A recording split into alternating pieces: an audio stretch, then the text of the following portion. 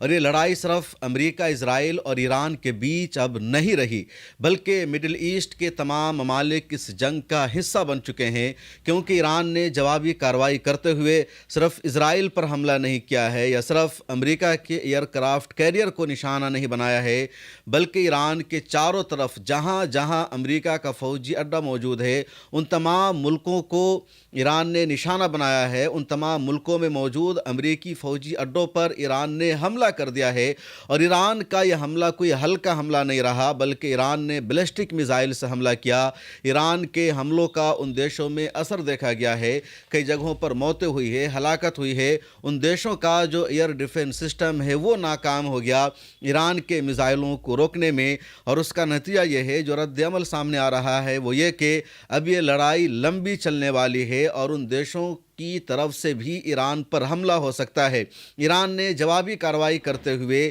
اسرائیل پر خطرناک حملہ کیا، اور اسرائیل پر ایران کا حملہ ابھی تک جاری ہے۔ اس کے بعد ایران نے متحدہ عرب امارات کی راجدھانی ابو ظہبی میں موجود امریکی فوجی اڈے پر حملہ کر دیا، اور اس حملے کے دوران ایران کے میزائل کی وجہ سے ایک یو اے ای کے شہری کی ہلاکت ہو گئی ہے، جس کا یو اے ای کی حکومت نے سخت رد عمل دیا۔ یو اے ای کا کہنا ہے اس کی سورنٹی اور خود مختاری پر حملہ ہوا ہے، وہ ایران سے اس کا بدلہ لے گا۔ کچھ میڈیا رپورٹ میں بتایا جا رہا ہے کہ یو اے ای نے اپنے ایئر ڈیفنس سسٹم کو جب ایکٹیو کیا ایران کے میزائلوں کو روکنے کے لیے، تو اس دوران ایک شہری کی ہلاکت ہوئی، لیکن بہرحال اس حملے میں یو اے ای میں ایک کی ہلاکت ہوئی ہے، اور یہ سب سے بری خبر ہے یو اے ای کے لیے، دنیا بھر کے لیے، امریکہ کے لیے، کہ امریکہ کا فوجی اڈہ، اس کا ایئر ڈیفنس سسٹم ایران کے میزائل کو نہیں روک سکا۔ اس کے بعد سعودی عربیہ، جو مڈل ایسٹ کا سب سے اہم ملک مانا جاتا ہے، سعودی عرب کی راجدھانی ریاض میں بھی موجود امریکہ کے فوجی اڈے پر حملہ ہوا ہے۔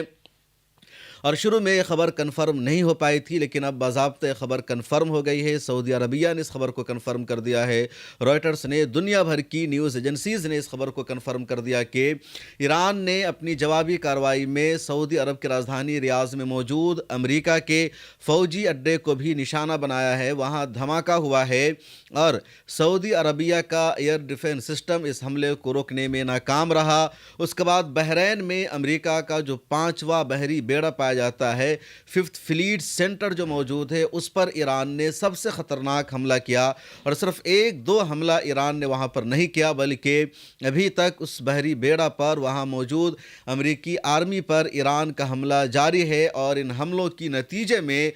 وہاں کی جتنی فیسلٹیز تھی ان تمام فیسلٹیز نے کام کرنا بند کر دیا ہے۔ آئل کا ٹینکر وہاں پر جل کر تباہ ہو گیا ہے، اس کے علاوہ لگاتار دھواں اٹھ رہا ہے، اور بحرین کا وہ علاقہ جس کو منامہ کہا جاتا ہے، وہاں تمام چیزیں بند کر دی گئی ہے، شہریوں کو وہاں جانے سے روک دیا گیا ہے، لوگوں کو لگاتار وہاں سے باہر نکالا جا رہا ہے، ہاسپٹل پہنچایا جا رہا ہے۔ جو خبریں ہیں دوسرے ذرائع کے حوالے سے، اس میں یہ دعویٰ کیا جا رہا ہے کہ بحرین کے اس بحری بیڑا پر ہونے والے حملے میں امریکی آرمی کی بھی ہلاکت ہوئی ہے، بحرین کی بھی ہلاکت ہوئی ہے، اور بھاری نقصان ہوا ہے، امریکی آرمی کا جانی نقصان ہوا ہے۔ اس کے علاوہ اردن پر بھی ایران نے حملہ کیا۔ اردن کی حکومت نے دعویٰ کیا ہے کہ اس نے ایران سے آنے والے 2 بیلسٹک میزائلوں کو مار گرایا ہے، اس کے ایئر ڈیفنس سسٹم نے روک دیا ہے۔